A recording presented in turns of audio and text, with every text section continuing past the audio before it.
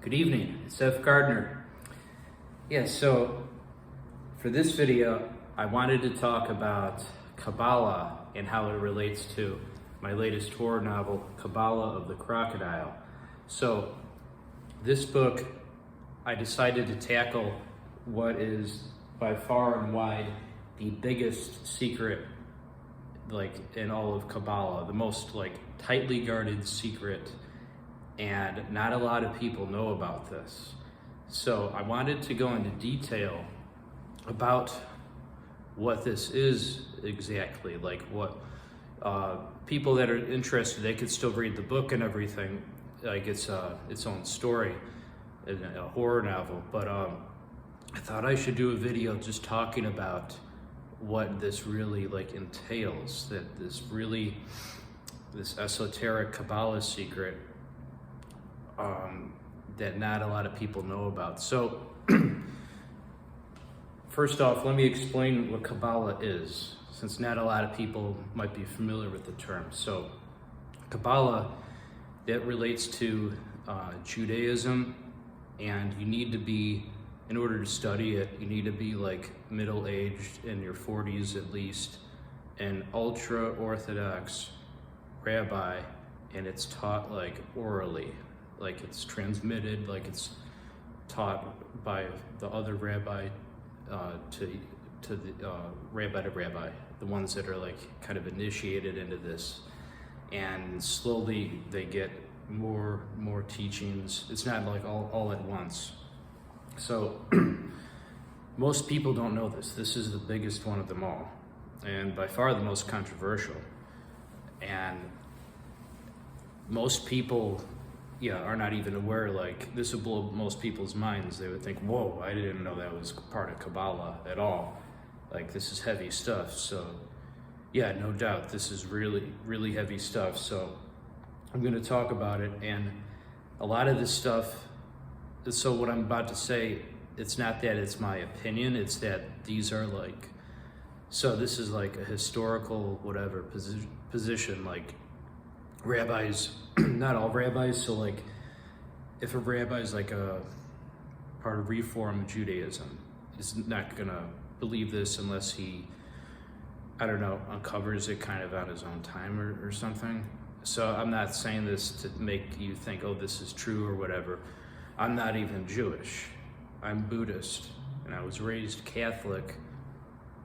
Kind of a long story for exactly how I ended up being a Buddhist, but I used to be a Catholic seminarian, and I taught catechism, so a religion teacher at a Catholic school. Long story short, I ended up becoming a Buddhist later on. So, but how do I know this? I kind of said before, how I just, since I'm a writer, I do a lot of reading, and that's one of the best ways to learn. I know it sounds obvious, I guess it is obvious, but yeah, I've always enjoyed theology, and this is the mother lode, in terms of secrets people can discover for certain religions. Excuse me. Okay, so I have a lot of notes here, and I'm going to go over it. There's no particular order. I just kind of, it was whatever was coming to mind, and I kind of looked up some of the notes to or certain things and took notes of them, so that I'm quoting things just right. And this isn't all just from one book, because Kabbalah is oral teachings and stuff. So a lot of it's taught rabbi to rabbi, but there have been books written about it since then. Even though a lot of Kabbalah, most people might think, oh, isn't Kabbalah a new thing, the Zohar that came that's fairly recent in comparison? Well, not exactly, because it's thought that Noah, Moses, all the prophets in the Old Testament, that they were doing Kabbalah, oral teaching secrets from God, and so it predates the Zohar. And anyway, I'll jump right into it. Let's see. Let me put my glasses on. Yeah, you guys might not know if Gardner has glasses. I only really wear them for when I'm at the computer, when I'm drafting my latest manuscript or whatever, or if I go to the theater, like if I see opera or whatever, musical, something for like in the distance. But anyway, yeah, so let's see, where should I begin with this? Okay, I'll start right with a controversial part. So, Yom Kippur? It's like the holiest day of the Jewish calendar. So, they're the Israelites, right? The tribe of Israel. There's also the Canaanites. That was another tribe that they would have been coexisting. They're developing like alongside. And they kind of picked up traditions from them. One of them was Yom Kippur. And if you don't believe this, you could look this up, like what the Canaanite ritual for Yom Kippur was and everything. And before I read this, I'm not saying anything I'm about to say. None of this is to like offend. I'm not saying any of this like out of spite, like, or be mean-spirited. Like, I know a lot of people of different religions, different spiritual, whatever, beliefs. What I'm saying, there are rabbis that believe this. So it's not that it's even my opinion, it's just that this is the teachings amongst rabbis in ultra-Orthodox Judaism. So just, I have to say that as sort of a disclaimer, I guess. If people are offended, well, I don't know what to say, because this is like a historical position, perspective, rather. You could look it up. Anyway, I'll get right into it. So yeah, Yom Kippur, that already existed amongst the Canaanites. And what it was a sacrifice to the devil. I know, it sounds heavy. And so Yom Kippur, that's the origin of the scapegoat, the term scapegoat. They would take a goat or a lamb and push it off of a cliff as a sacrifice to the devil. Now, that's what it originally was. Now, why did they do this? It was thought that Satan would spare their people, and then what became the Israelites, for doing this. And the way they would reconcile, like, oh, well, why is this okay that we're making a sacrifice to the devil, to Satan, was that the logic was, and again, I'm not saying that I believe this necessarily, just that there are rabbis that do. So they would say, well, we're not killing the goat or the lamb. It's the rocks that it falls on when it falls off the cliff. That's what kills the goat. So that this, in their eyes, it was okay. So, yeah, not a lot of people know that. It sounds scary that this is like the origin of Yom Kippur from certain perspectives. Certain rabbis might. The really, really, like I said, the ultra-Orthodox ones would stick to this type of stuff. So not like the Reform ones, unless they, come to that conclusion on their own. So, yeah, there's that. I'm going to quote a bunch of different things because it all gets to what I'm talking about. So here, I just copied and pasted this from Wikipedia, but they're like just to quote it.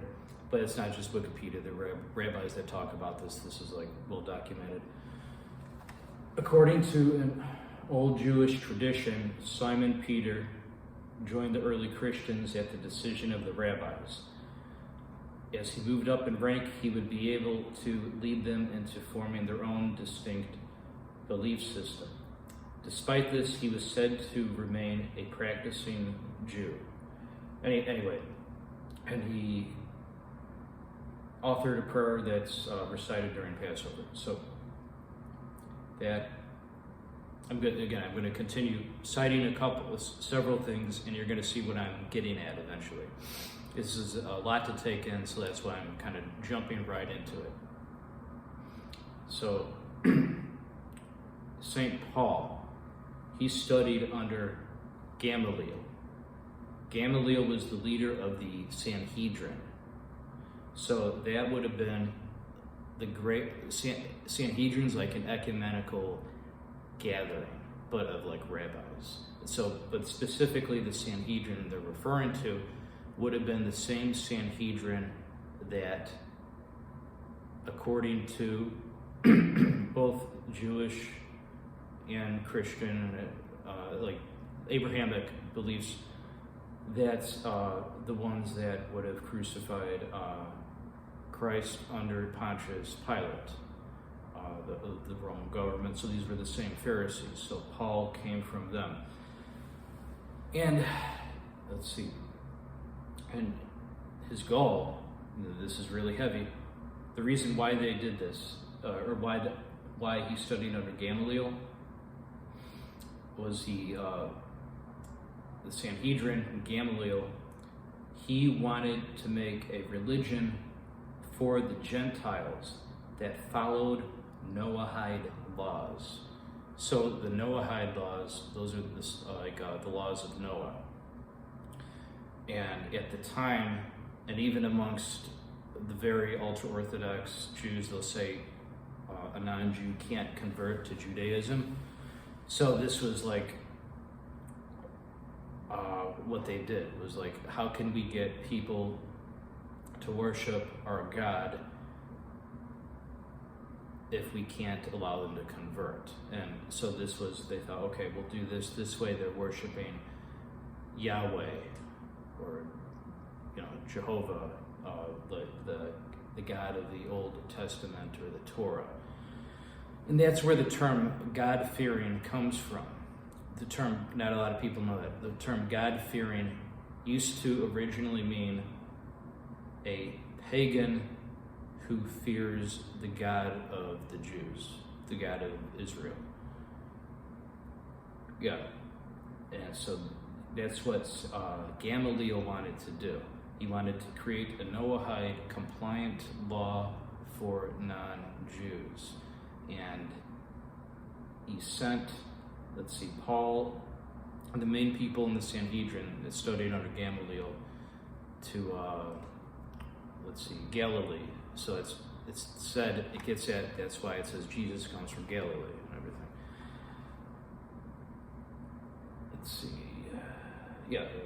Why Jesus is said to come from Galilee. And in case you're curious what the 7 Noahide laws, it's mostly about not to worship idols, or not to curse God, not to commit murders. It's similar to the 10 Commandments, but they were not too thrilled, like the Pharisees, the Jew, rabbis at the Sanhedrin at the time were not too pleased that there were all these pagans worshiping Jupiter, Mercury, and stuff like that. They wanted to, we need to get a religion for the Gentiles that, even though we can't make them Jews, we can make them worship our God. This is pretty heavy too. So the Moshiach, that term. Moshiach, that means Messiah. That's the term for the Messiah within Judaism. So if you look at a lot of the really old verses, so if you look at the Hebrew Bible, the Torah, and then the rest of the really old stuff, so from the old the Old Testament, if you look at the oldest translations, so not new versions, they say the Moshiach, so the Messiah, will destroy the Gentiles. And later versions, it says, will judge the nations. So the word destroy, sometimes it will say annihilate. I'm kind of paraphrasing because it varies from text to text, from translation to translation. But you start to see it's really consistent that it originally read as the Moshiach, or the Messiah, is going to destroy or annihilate Gentiles or Gentile nations. but they omitted the term Gentiles later on, and destroy was changed to judge, or interpreted as judge. Yeah, so for example, Deuteronomy 20:17, God commands his people, and it'll say people, and like later, like so like the Bible, it'll say, but originally what it's been referring to the Jews. And it says to utterly destroy, sometimes it'll say utterly annihilate in these little translations, the non-Jewish or Gentile nations. Romans 15:12, so this is, the New Testament, Jews shall reign over the Gentiles. Romans 3:2, while the Gentiles can find God through their conscience, they are not better off than the Jews. The Jews have the advantage of the oracles of God to lead them all the more to God. Yes, so I've heard a lot of people say, well, wasn't Paul, didn't he persecute the Jews? Well, so Paul, he would have authored, at least half of the New Testament. The earliest parts of the Bible by decades are from Paul, who saw, again, so I'm not trying to convince you, but I'm just saying historically, Paul's letters were the earliest in everything he had written, like Romans and everything. That came before Matthew, Mark, Luke, and John. And Paul said he saw Jesus in a revelation. And what these are getting at, if Paul really persecuted the Jews, why are all of these verses, why there's so many verses him saying the Jews are above Gentiles and stuff like that? It doesn't make sense. Once you start to see something that's consistent, it builds a pattern. You have verse after verse of Paul saying the Jews are above us. So yeah, this might freak a lot of people out, but it seems that this stuff about Paul being sent by the Sanhedrin to create a Gentile compliant religion, or a Noahide law compliant religion for the Gentiles, the non-Jews, there's a lot of evidence for that.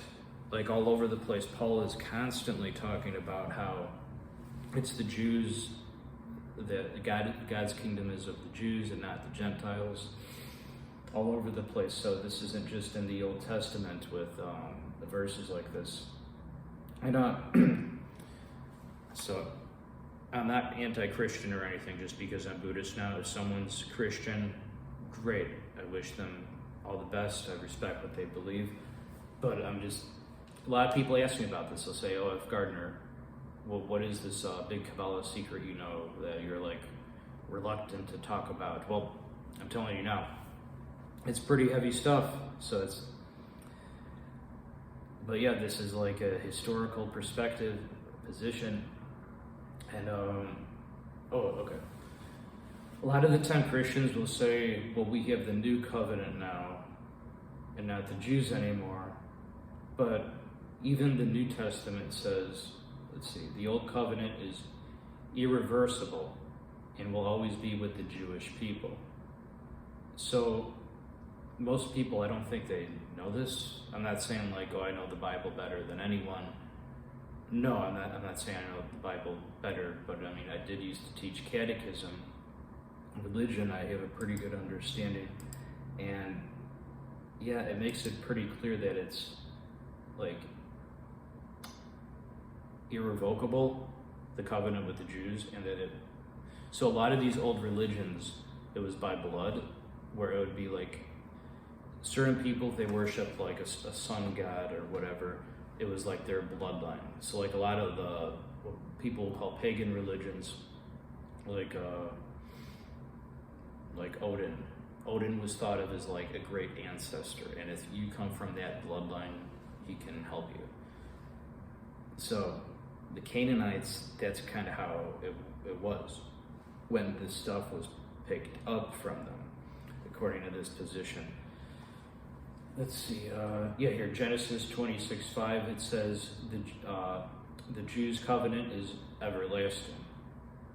So when Christians say, well, there's a new covenant now, well, I mean, which is it? Is it everlasting, or did it run out?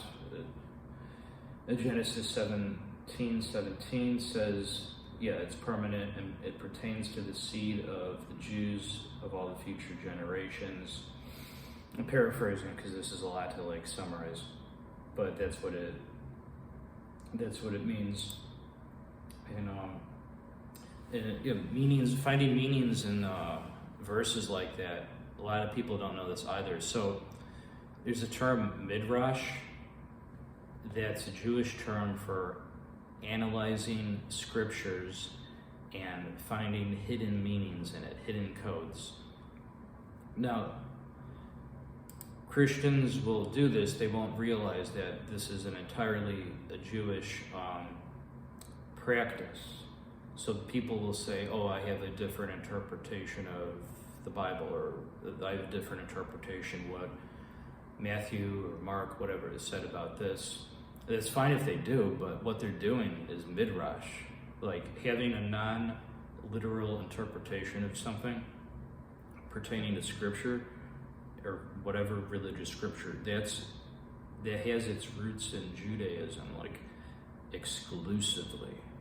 So not a lot of people realize that, and that's fine if they want to do that. I'm not saying don't. I'm not trying to be dismissive of them just because they might have figurative, or like they might view something like as a metaphor, allegorically or whatever.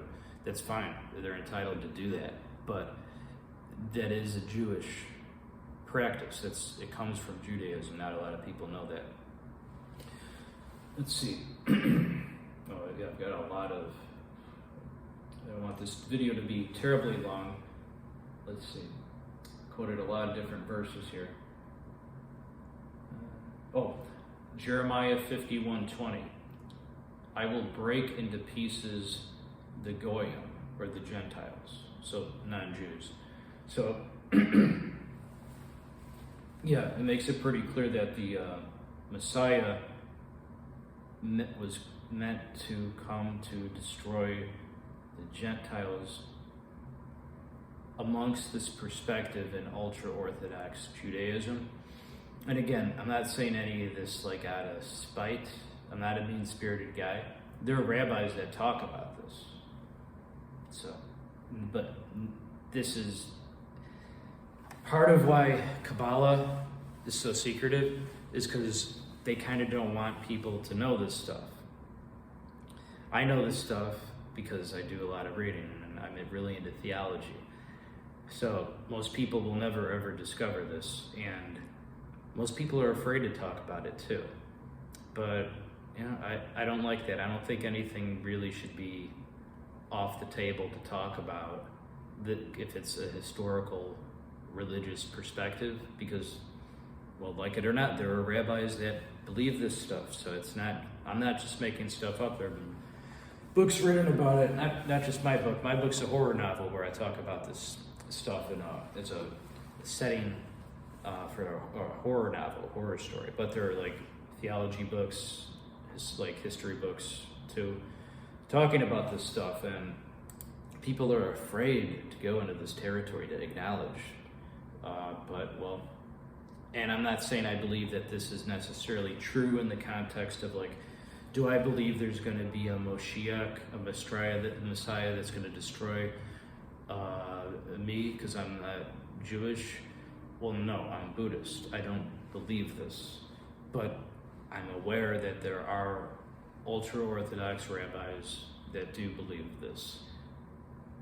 Does that mean all of them? No. Most of them don't even know, because you need to be, so not just an ultra-Orthodox rabbi to know this stuff, like get taught it, like formally. You need to be like top of your class and everything too. It's like very need to know, like a very need to know oral teaching. And part of why it's taught like orally is because when you go far back in time, there's two reasons. First reason is oral tradition, like teachings, predate like books, like so written documents. The second reason is you can keep a secret even better if you restrict it to verbal teachings and not write a lot of books about it. But people have written books about this stuff since. There are even videos online, people talking about that. Part of that, I guess, is human nature. People can't keep their mouth shut even if it's something supposed to be a secret. But, I mean, I'm not doing anything wrong talking about this. I'm not even Jewish. I just think, I find theology fascinating, and a lot of this stuff, if you look into this, these are actual teachings. So make of that what you will. Let's see. So the Sanhedrin, so the ecumenical council of the Pharisees, the Jews, at the time of Jesus. So they would have taught that. So there's two messiahs in Judaism. Not a lot of people know that. There's two versions. It's like one Messiah, but he comes twice. He is a second coming. Yeah, you see what this is getting at. There's Moshiach ben David and Moshiach ben Joseph, or ben Yosef.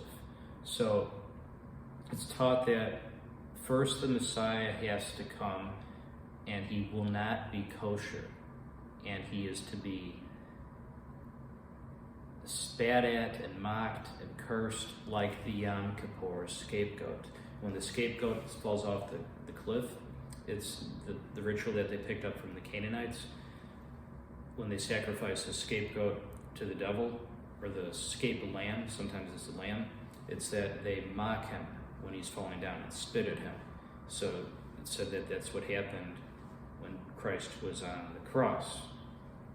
That the Jews, ultra-Orthodox Jews, believe that Jesus, the passion, crucifixion, was midrash, so a literal retelling of the Yom Kippur scapegoat, and that eventually he's going to come again, and he will be kosher.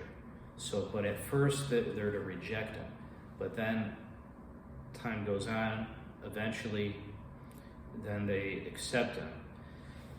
And so they believe that in the time being, they need to convert all the Gentiles to worship the God of Israel. And the only way to do that, what Gamaliel believed, and what he told Paul, was that we need to create a Noahide law compliant religion for them. So, I mean, yeah, this is why,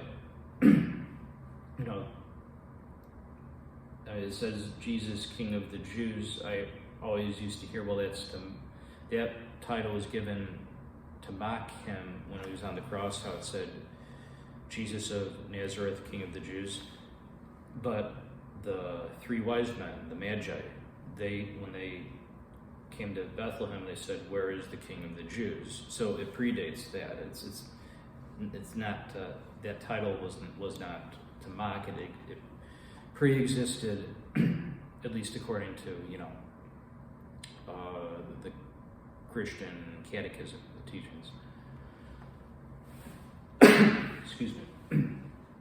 Romans 11:18 says, "The Gentiles are the enemy for your sake." So the oral Torah, so you have the written Torah and the oral Torah. So that gets into like the Talmud. And a lot of Christians will say, or all Christians basically will say, oh, well, the Talmud, that doesn't count.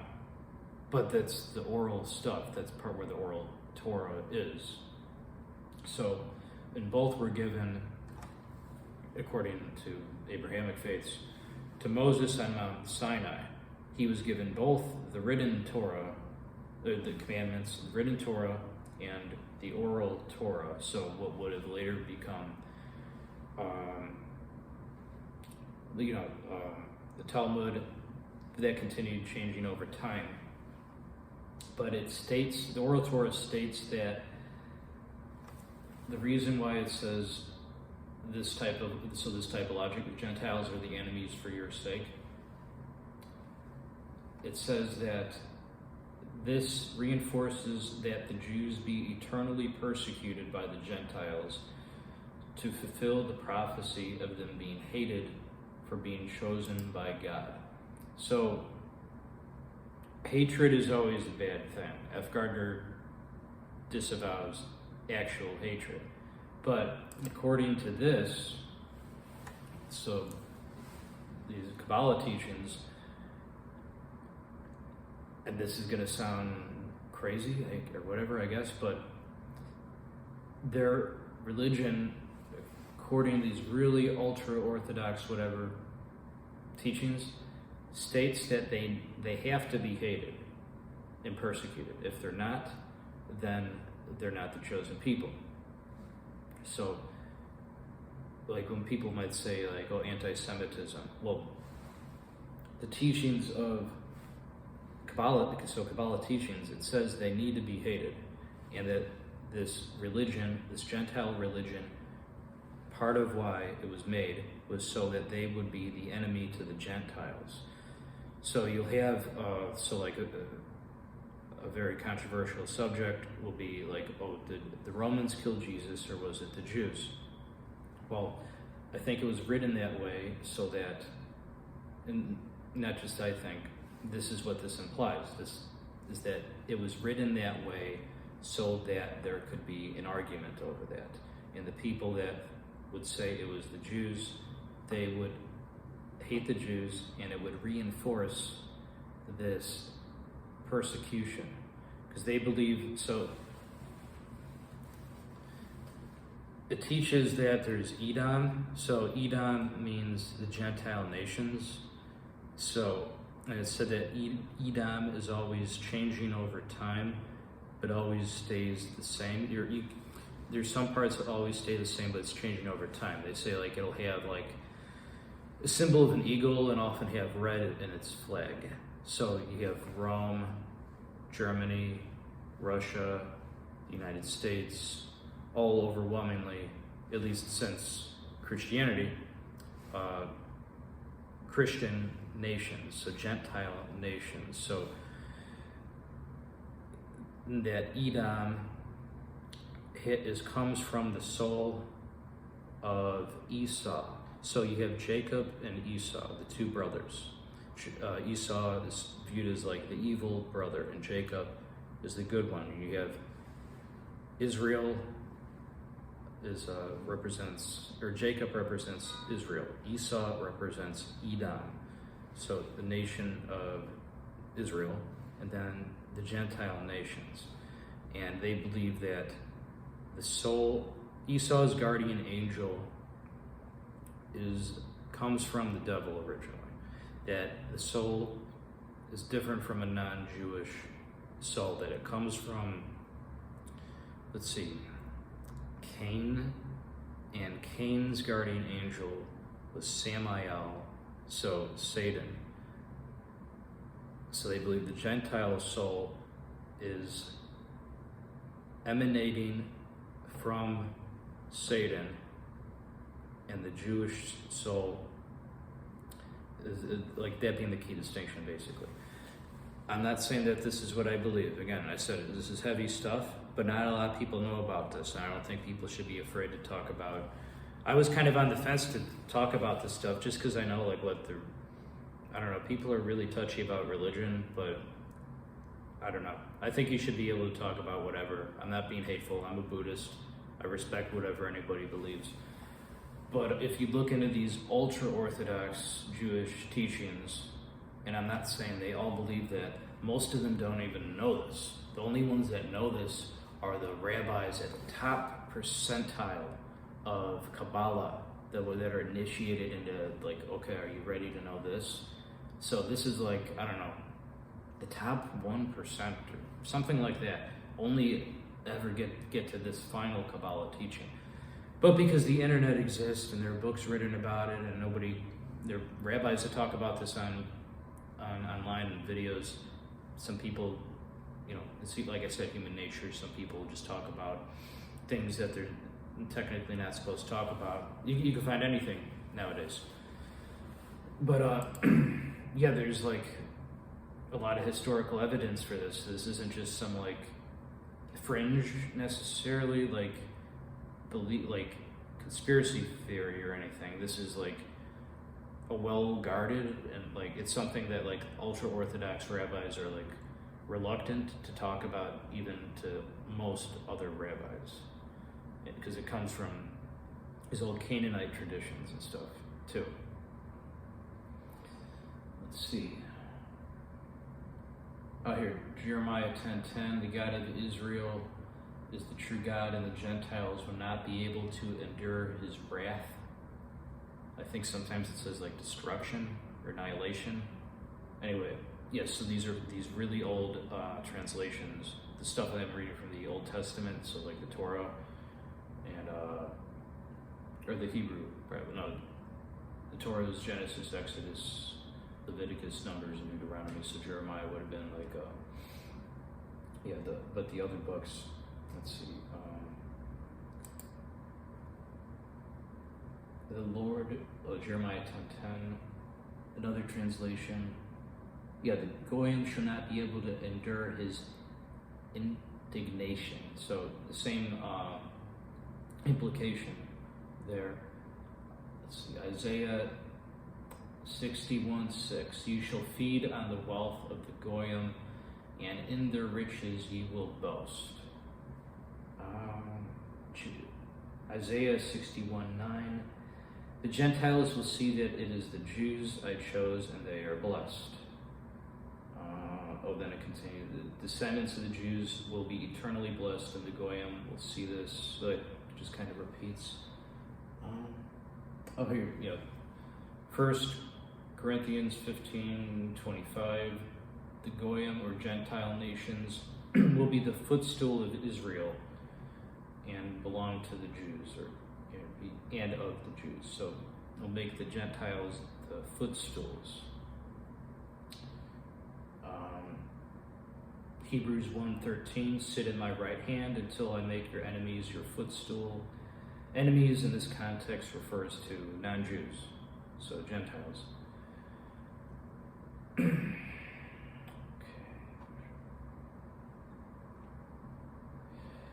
Yahweh, so the term for God, I'm not saying this to be anti-religion or anything. Like I said, I'm a Buddhist. I used to be Catholic, so I understand perspectives, all sorts of different religions.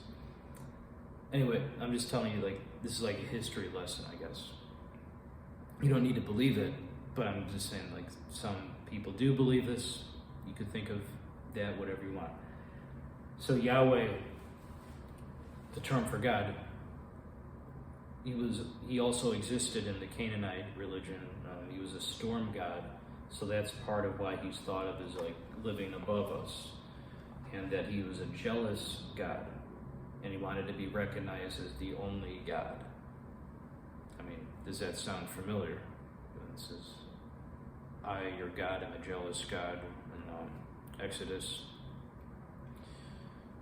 And there's El. El was a fire god, and that kind of became combined. Like it became Baal, so there's Beelzebub. That's a term for the devil. And that's part of, I think, where the idea of hellfire came from. I mean, at least in the Abrahamic perspective. I definitely believe hell exists. I'm a Buddhist. Hell exists within Buddhism. So does the devil. But in this context, like, that's probably where the idea of hellfire was coming from. At least to an extent, for a lot of that. Yeah, hearing. So Acts 22:3, I am a Jew educated at the feet of Gamaliel. So again, this is Paul. He wrote Acts, and Gamaliel would have been the leader of the Jews, or the Sanhedrin, the Pharisees, they wanted to create a monotheistic religion for the Gentiles, which observed Noahide laws. I think a lot of people might become Noahides because of, like, they might kind of fall down this rabbit hole, but I don't agree with I respect whatever anybody's beliefs are, but it's like, I don't necessarily think they're connecting the right dots. And I don't mean that to sound harsh. It's just, I'm a Buddhist, so I don't see it the same way. But I definitely think reading a lot of this stuff might be why, like, the modern phenomenon of, like, people becoming a Noahide exists. Oh, I should have mentioned this before. If you don't know what a Noahide is, it's a non-Jew who thinks Judaism is the true religion, basically. And they don't feel that they can convert to it. Unless, well, I don't know, there's Reform Judaism where they will accept Gentiles, I guess, but not in the traditional sense of, like, the ultra-Orthodox one. Yeah, Paul continues saying he was taught in the perfect manner of the laws of the fathers, referring to Gamaliel. Gamaliel's so it's not like he's not liked within Christian religions. Gamaliel is a saint in some churches. There's even a fast that observes that's, you know, out of respect for Gamaliel. The East Orthodox Church, they highly honor Gamaliel. Gamaliel similarly is held in high esteem by all Jews. And there's a fast for Simon Peter for helping out doing this. You could look this up. Look up, in case you think I'm like this is too extreme. Look up Jewish fast for Simon Peter. The Jews will fast during Christmas in honor of Simon Peter. The reason is because of what I'm talking about, is because they believe that he was helping create a Noahide law-compliant religion for the Gentiles. And Gamaliel's teachings, by the way, they're taught all throughout the Talmud. So Gamaliel is held in high esteem amongst Christians, considered a saint in some churches. Christians will quickly dismiss the Talmud, though, but he's responsible for a significant amount of things from the Talmud. So anyway, there's a Kabbalah, I kind of covered this, but I can elaborate. So there's a Kabbalah teaching where Peter is granted permission by the Pharisees to create a new religion for the Gentiles to make them to think the Messiah has come, so that the Gentiles will have a religion similar to Judaism and will hold the Jews in high esteem. And that the Jews were to be considered adversaries to the Gentiles, so that this would continue to fulfill the prophecy of them being persecuted for being the chosen people, as they believe. Synagoga and ecclesia. So this is interesting. So in some of the really old cathedrals, I think just the cathedrals and not churches, the distinction is a cathedral is where the seat of a bishop will be. So, but in like all of the the oldest historical cathedrals in Europe, they have statues of synagoga and ecclesia. So they look like the same woman, except one is holding the Ten Commandments, and the other is holding, it varies, but like a cross or Christian stuff. So it's thought of as it's the same person, and it's showing two different religions. And there's some Christians that might say, that represents the old law and this is the new law. But the Jewish perspective is that they're both like one and the same. That this because this is the religion for the Gentiles, and it's still it's like a sect of Judaism. The Zohar, so when most people talk about Kabbalah, they'll talk about the Zohar, which was a little bit of a later development, but yeah, that even states that Jacob and Esau, so Isaac's sons, one brother will serve the other brother. Esau will serve Jacob. Esau will build Rome, and Rome will serve Israel. Rome will fall, but will create a Gentile nation which will obey Israel. And let's see. I'm just skimming over a couple other notes I have here. I don't want to be redundant, repeating too much here. Since I think you're beginning to get the idea, I haven't got into all of it, some of the biggest parts yet though. Isaiah 60:16, I'm not sure if I mentioned this one. Thou shalt suck the milk of the Goyim and know that God is for Jacob. So Jacob represents Israel, like how Esau represents, or Edom represents Esau.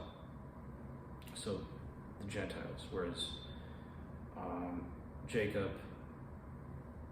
is Israel. Romans 15:27. So this is Paul. Paul saying this, who some people will say hated or persecuted Jews after becoming a Christian. But he says that the non-Jews, the Gentiles, have shared the Jews' spiritual blessings. So the Gentiles owe the Jews their material blessings, giving up your possessions, giving them to the Jews. I mean, the people say that Paul wasn't fond of Jews or that he persecuted them or whatever, but some of the most pro-Jewish things you can find in the New Testament are from Paul. So builds a pattern. It's very consistent. It's like if something becomes consistent, it's like a detective. You hear this is consistent, well then it's probably true. There's probably evidence that becomes evidence.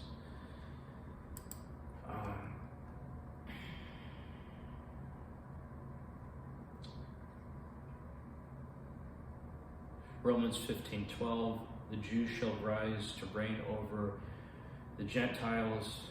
In him the Gentiles shall trust. So, I mean, I think it's, you're starting to see the evidence for this, or at least the positions for why someone would call this evidence. Romans 15:18, more about Paul saying that he's come to preach so that the Gentiles will be obedient. Deuteronomy 15:6, the Jews shall reign over the Goyim, but they shall not reign over thee.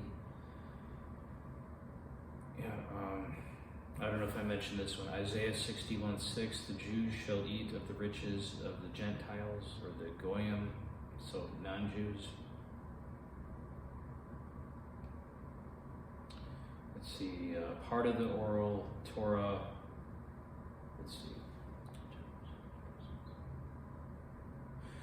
so part of the oral Torah, which is in the Moed, which is part of the Mishnah, part of it says,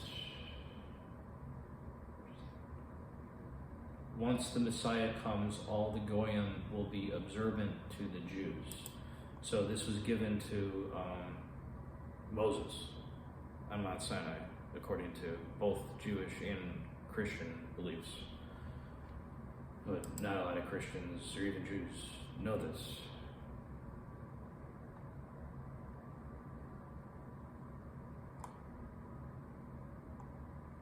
Let's see. I don't know, I think I've quoted enough. No, I'll read them all off just in case it's not clear. Ezekiel 39:7, I will make my holy name known in the midst of my people Israel, and I will not let them pollute my holy name anymore. And the Goyim shall know that I am the Lord, the Holy One in Israel. Isaiah 60:12, for the Goyim that shall not serve thee shall perish. Those goyim shall be utterly ruined. Let's see.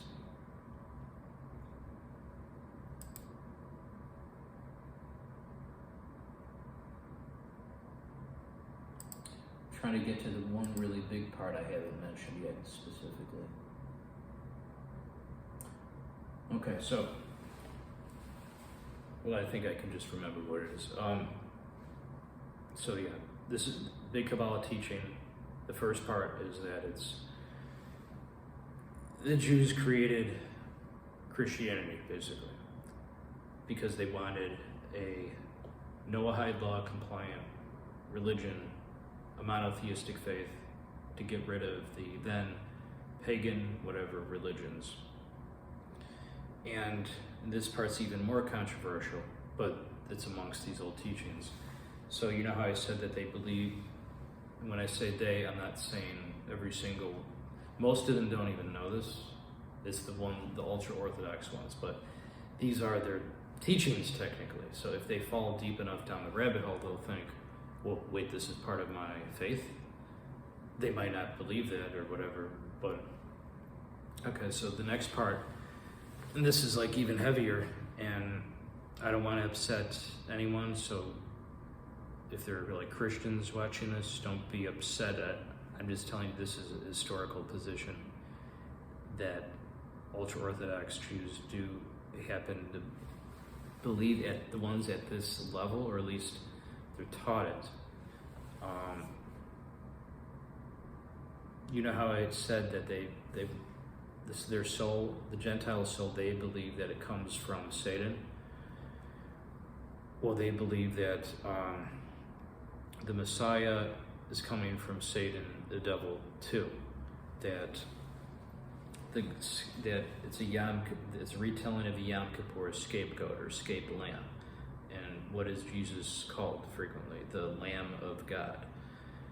And just as how the scapegoat was mocked and spat at when he was thrown down the mountain to the devil, Jesus being mocked, spat at on the cross, called the Lamb of God. The scapegoat is sometimes the escape lamb. They believe that that's Esau, which is from the bloodline of Cain, whose guardian angel is Samael, Satan. It's coming down to it goes through the bloodlines. It becomes Jesus, and that the Messiah is ultimately a reincarnation of the devil. And yeah, very disturbing stuff. And I'm not saying I believe this, I'm a Buddhist. But there you go. Yeah, so that's I guess you know why this is like a secret, that they don't want people to know this, that they believe they created Christianity and that Jesus is Satan. So it's disturbing, and a lot of Jews don't even know this, that this is like, because it's coming from the Canaanite stuff. So, and I think that's how a lot of this began, not just Canaanites, but like other religions, like that, since like the Canaanites, they were a tribe, the Israelites, they were a tribe, and a tribal thing is to pick up things where you go, like, oh, this worked in this culture, this worked in this other culture, and that isn't limited to like anything, so they pick up different religious beliefs and teachings. So that I think that's where a lot of that would have been originating from. Someone made me aware recently, so someone said to me, oh, F. Gardner, did you know that the Hebrew alphabet is in hiragana and kanji? And I looked more into that, and I think the reason is because so the Chinese language that influenced Japanese, right? So since it's older, well, the same alphabet are in the Chinese characters too. So I think it's that the Jews at some point encountered Chinese, like long ago, and they took letters from their alphabet and made Hebrew, because some people will say, I've heard the argument, some people claiming, oh, are the Japanese the lost tribe of Israel? No, F. Gardner doesn't believe that. I think that it's, well, the Chinese language is, I think, just about twice as old as Hebrew. Yeah, so the Chinese language is twice the age of Hebrew. So, and then the Chinese language influenced the Japanese language, hiragana and kanji. So that tells me that the Jews must have encountered the Chinese at some point and just kind of copied their alphabet. So in this situation, it's similarly like, I think the Israelites, they encountered Canaanites and they just kind of copied their religious traditions, one of which would have been the Canaanite scapegoat sacrifice to the devil, and then the worship of Yahweh, the storm god, and then it just changed over time and became known as what's Judaism today. And the thing about the Sanhedrin, the Jewish Pharisees and stuff, and then sending Paul and Simon Peter to make Christianity, I don't know why that's so far-fetched, because so many people will say, oh, did the Romans make Christianity? But I think people are afraid to say, could it have been the Pharisees who were Jewish, like the Sanhedrin? Well, they existed at the same time, and both had positions of power. So there's more evidence for this, though. But speaking of Simon Peter, this is just, I've heard these positions before, but I think a lot of the stuff came from Buddhism that they copied too. So I shouldn't say copy, that makes it sound like, I don't know. I'm not trying to disrespect anybody's religious beliefs, but just my opinion as a Buddhist, I think. So, Simon Peter, he's Jesus' chief disciple. He's called the Rock. Well, there's Sariputra, he's the Buddha's chief disciple. He's also called the Rock. It was also a pun in like ancient, like Pali, I think. And Peter is called Bar Jonas, son of Jonas. So that's based on the word Bar Petrus. Bar Petrus literally means son of Buddha.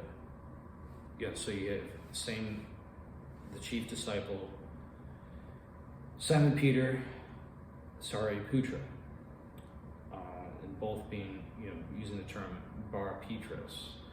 And so that, and a lot of other things, like the story, like everybody knows the temptation of Christ, where Jesus is tempted by the devil in the desert. Well, there's the temptation of the Buddha, where the Buddha is tempted by the devil when he's also fasting in the wilderness, and the Buddha has to reject him. The devil tries to tempt him into serving him. So this is what I mean, where it's like similar things picked up. There's even, I'm trying to remember the name of the sutra. You could look this up easily. There's some sutras, and I think there's like two of them in the Pali canon, and it's definitely in the Chinese canon. It's harder to find things from there because it's not as like, the Pali canon is like pretty, like you could find things really easily for that online. It's like, it's like everything's translated in that. The Chinese canon is a little bit more difficult to get translations out of. But there's a term, so Brahma, like in Hinduism, like Brahma, there's a term Baka Brahma, not Barack Obama, but Baka Brahma. He's thought of as like a high level deva, so God, or like when most people think of him like an angel, maybe a higher being. When the Buddha encounters him after he gains enlightenment, he meets him in heaven, and he says something like, it sounds like the Bible. When the Buddha meets him, he says something like, I am the Father Almighty, maker of like heaven and earth, and like it sounds like exactly almost. So that's, I'm aware that argument has been raised before, that's part of where this idea came from. because Brahma in that sutra said he was the creator God, and the Buddha had explained to him that he wasn't. And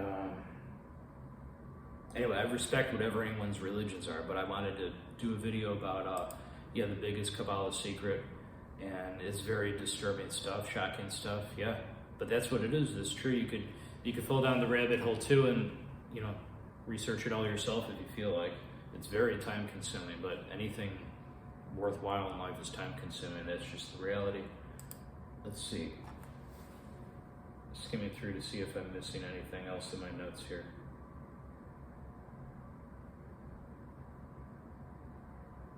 Oh yeah, regarding the Bar Petras, the Buddhist term, it's from like the ancient Pali language. Yeah, so why is there ancient Pali in the Gospels? Like, that doesn't make any sense unless there was a Buddhist influence. Like, there's clearly an Indian or Vedic or Buddhist specifically influence. Like, how could it be that the translation for Simon Peter Bar Jonas comes from Bar Petras? And Bar Petras means son of Buddha, and that's ancient Pali, a Buddhist term. So mainstream historians, it's not that they're all lying, but they don't accept outside opinions. If anything deviates from what they've all decided on, like, well, this is the agreed upon consensus, they'll reject it. But I've never received a satisfying explanation for that. Why are there Buddhist terms? And this isn't the only one, but I don't want this video to go on too much longer. It's already, I think, over an hour here. But yeah, just for an example off the top of my head or my notes here. Yeah, there's Indian or Buddhist rather terms in the Gospels. Like, that shouldn't be if there wasn't any interaction. Yeah, not just that, but let me think. There's so the whole idea of becoming like a monk or a holy figure or a priest, like that, I'm pretty sure came from Buddhism. Like, because, well, there were already like the priestly class and stuff in like ancient India at the time of the Buddha that existed, but in the manner it is now, that like the rule of Saint Benedict, he would have like the rule of the masters, I think it was called, or the law of the masters, something like that, where he said he got it from existing masters, and there would have been like being celibate, wearing a robe, using prayer beads, rosaries, entering a monastery, basically everything you would associate with like being a monk or a clergy or a priest or nun. Like, I think this tells me that there was interaction with Buddhist monks at some point, and the idea was taken, like, oh, this works, and that became what would now be defined as like a seminary or Christian, like monasteries. Anyway, yeah, this is probably a really crazy video that I'm doing here.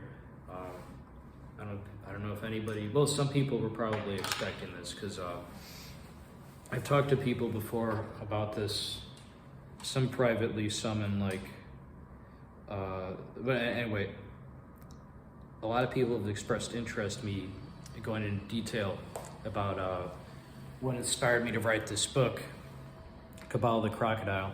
And the way writing works is like, if things are on your mind, like you're thinking about a lot or talking about with people, like it'll be reflected in your writing. And that's kind of what happened with this. I was talking about the subject a lot.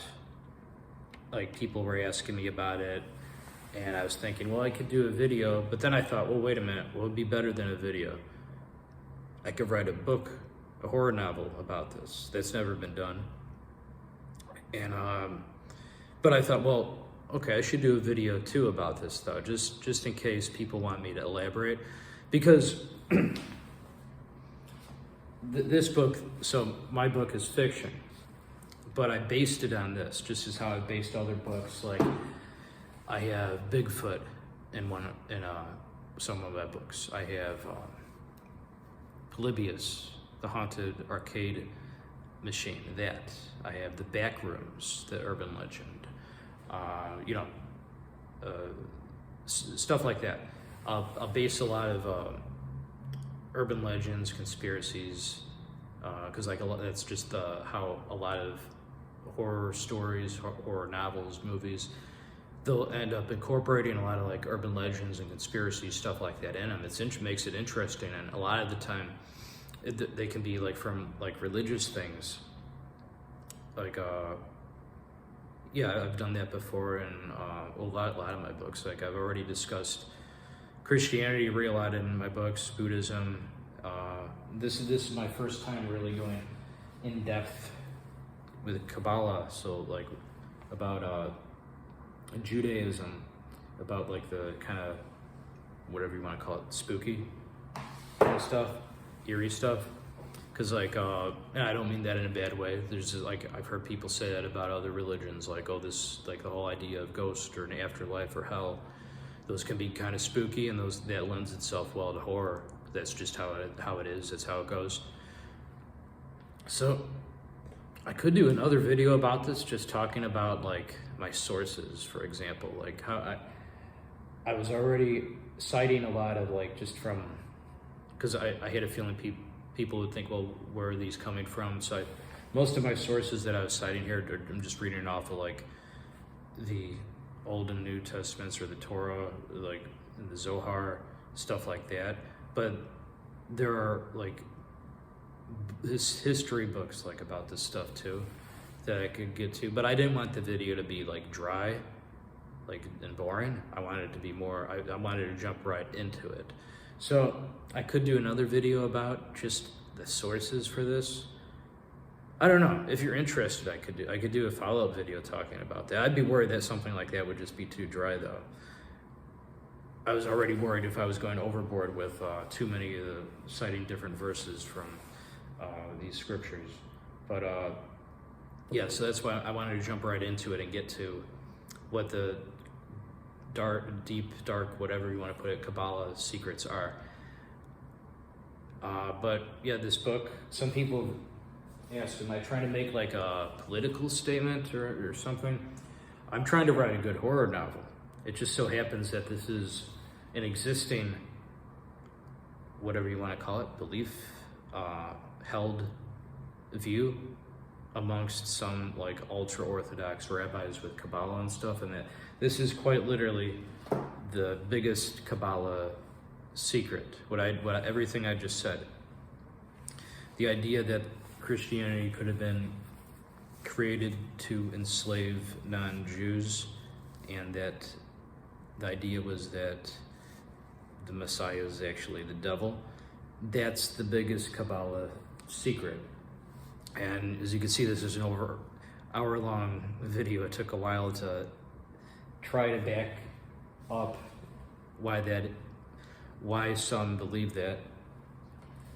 And again, I'm a Buddhist. I don't believe that there's a Messiah coming that's going to kill the Gentiles, the non-Jews. Like I don't believe that. I'm a Buddhist, but I'm aware that this is a position held by some.